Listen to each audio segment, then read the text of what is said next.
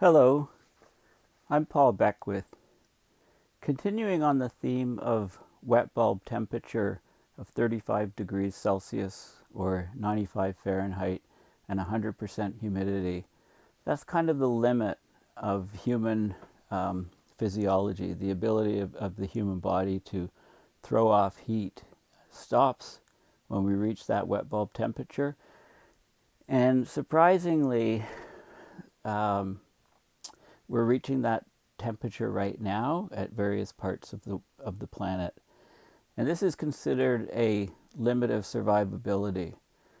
You know, up until now, it's generally the conditions, surprisingly, on the planet had a maximum wet bulb temperature of about 31 degrees Celsius. The temperatures could be extremely high in the desert, but the humidity would be very low, giving that wet bulb of 31 degrees. Or closer to the equatorial regions, the humidity would be very high and the temperatures much more moderate, giving that same type of wet bulb temperature, 31. But in recent years, we've pushed past 33 in some regions, 34, and now it appears that we're reaching 35 and higher in various regions of the planet. So I'm going to show you data on these regions. I'm also going to talk about a paper that was published a few years ago that looked at all of the mechanisms through which people would die from elevated temperature, humidity conditions. There's 7 major organ systems that can be harmed by these very, very high temperatures. And there's 5 different classes of medical conditions that can lead to death. So that would be 7 times 5, 35 different possibilities. And it turns out that medically, there's some conditions that don't happen. So there's basically 27 ways to die from excessive heat. And this is very, very serious. Of course, when we talk about areas of the planet becoming uninhabitable, we often think of sea level rise, the number of people that would be displaced from the coastlines as sea level rises, and that's a huge number. But surprisingly, people tend to overlook the uninhabitable regions of the planet that will arise from just these just heat stress being too much for the human body to deal with. So let me go right into the data here. But before I do that, I just want to. You're wondering where the kitty cat is, and let me just move the camera here. I don't want to disturb him. There he is, right here. This is the star of the show, and there. Well, this is Shackleton, of course. He was kind of sleeping. He's been a bit grumpy lately, so he's a bit more playful now. Hey, kitty cat. Okay, so you've had your Shackleton fix, and basically we all need our Shackleton fix in light of this data here. So this is a website, Meteorologics, and basically I'm looking at 2019, yesterday, 2:30 p.m. local time, looking at the wet bulb temperature. Wet bulb temperature exceeding 35 degrees Celsius or 95 Fahrenheit is here. So it's the pink areas. So up in this area here, up in this part, so this is India here, and we have Pakistan, and up in this region here we have a widespread region where wet bulb temperature is above 35. So let's have a look. We can advance to 5:30 p.m. and there's only one here. Okay, we can go back to 2:30. So there's lots of them up in this region here. Go back to 11:30 and you see some areas here. So basically the conditions are, in 830 there's none. So basically, this area here exceeds wet bulb at 1130. It's still there at 2:30, and it's gone at 5:30. Okay, so you need a sustained about 6 hours of wet bulb temperature, and you could be sitting in the shade, gale force winds, covered in sweat, or spraying water on yourself, and your body core temperature heats up because of the tolerance conditions. So let's go the physiology. So let's go back to 2:30, and then we could look at some previous days. So this is June 18th. We can go back to the previous day, and there's, again, this region here, widespread exceedance of 35 degrees Celsius wet bulb temperatures. I don't know how people are surviving in this region, to be honest. I think there must be mass mortalities there. This is the previous day. Go back another day. This is the June. So basically, that's the last 4 days. 5 days, it's even more widespread. Okay, so this region here seems to be reaching this limit, not for 6 hours in the day, but for shorter periods of time. We can look at the actual temperatures at this time. Okay, so you can see the temperatures there. So it looks like you can see the maximum temperature over a 12-hour time period. Okay, so 48 there. You can see the relative humidity. Okay, the different percentages of relative humidity. And again, the wet bulb temperature. You can also look at things like the winds in these locations, different wind gusts, etc. Okay, so there's a lot of different choices that we have here. Temperature and humidity, again, wet bulb. And this is at 5:30. Let's go back to 2:30. Okay, so this is obviously a big problem area. Now let's look at,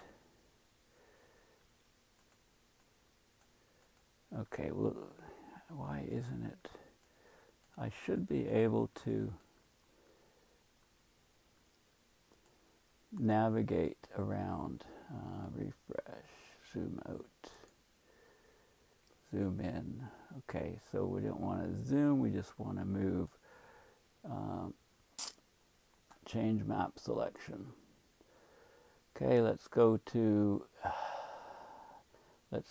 different area here, Europe and Africa. Let's go to the area of the Middle East here.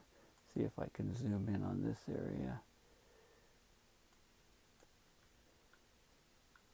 Okay, Saudi Arabia regions. Okay, Middle East, United Arab Emirates, for example. Okay, and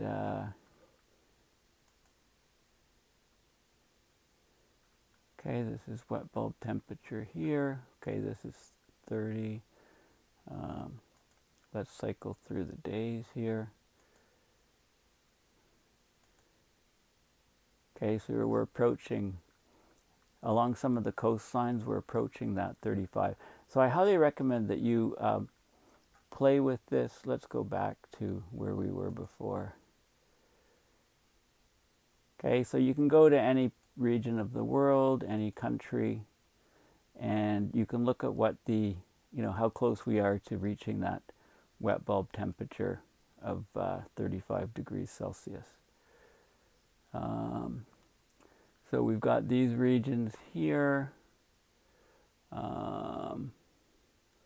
Okay, on this map here, those are the particular regions where, okay, so this is a closer view. So or let's go back to the present date here. Okay, so at 2:30 in the afternoon, you know, the highest I've seen is about 43 degrees wet bulb temperature. There's a 44.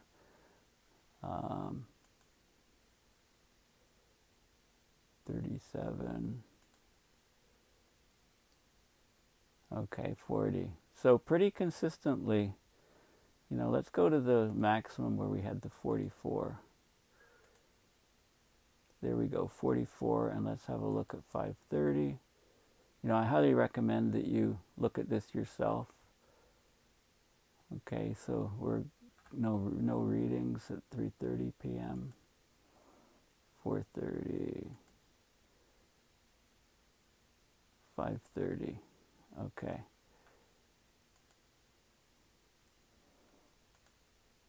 Some readings, there were some intermediate readings. Let's go earlier. 12:30.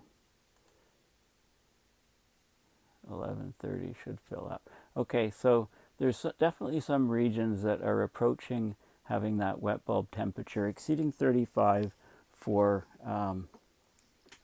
6 hours in the day. And there must be huge numbers of fatalities in these regions. You know, hopefully there's no major city in those regions.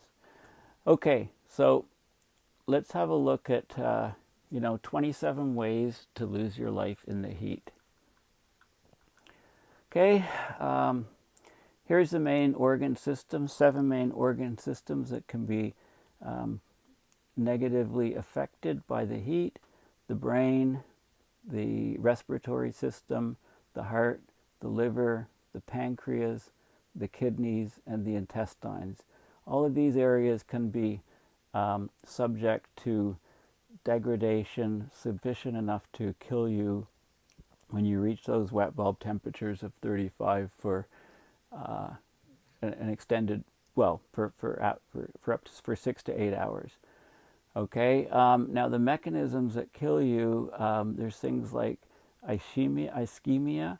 The external heat causes the hypothalamus to divert blood to the skin to cool the body down.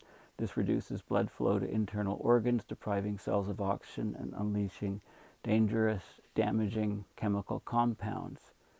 And then you can get another process kicking in: heat cytotoxicity, the production of compounds that are poisonous to cells. So these things can lethally affect the function of the brain, heart, liver, kidneys, and intestines, and trigger further responses if they don't cause death by themselves. And then you can have a combination of different things.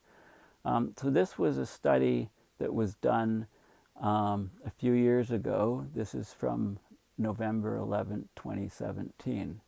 So I went to the original source paper, and here's where it is. So basically, you know, it talked about the 70,000 people during the 2003 European heat wave that died, deaths in excess of 70,000 people, 10,000 people during the 2010 Russian heat wave, and high death tolls from numerous other heat waves are staggering demonstrations that extreme climatic conditions are already exceeding human thermoregulatory capacity. The area of the planet experiencing heat wave conditions similar to those that have killed people is expanding and is currently inhabited by about 30% of the world's human population. And it goes on and talks about the different pathways of causing, of the way a person dies from excessive heat. And this table kind of summarizes the results. So you have these 7 different organs, and you have these 5 different mechanisms. This is where the blood flow is diverted to the skin. This is the temperature is just too high for cells, so the membranes are affected. They release toxins. White blood cells come and fight the disease. The blood thickens up, and there's another mechanism here. So I'm going to go into some of these things in more detail. Thanks.